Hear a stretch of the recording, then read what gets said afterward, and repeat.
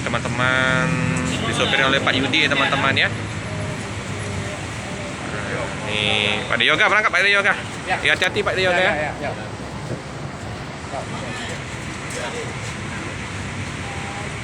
Oh mantap itu teman-teman, kalau malam hari strobonya mantap ya. Kalau malam itu terang itu. Strobo dari 050. Yo Pak De. Oke, bus segera berangkat ya teman-teman ya.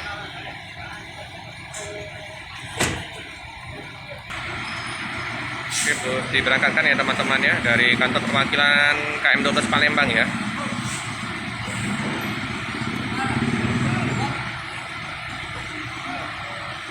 Oke ya, hati-hati di jalan, semoga selamat sampai di tujuan.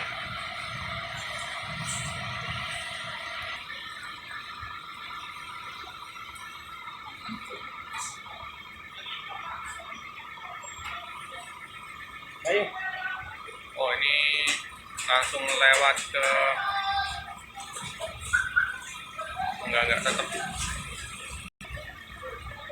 Oke, hati-hati di jalan ya teman-teman, semoga sampai di tujuan. Cukup sekian dulu video dari saya.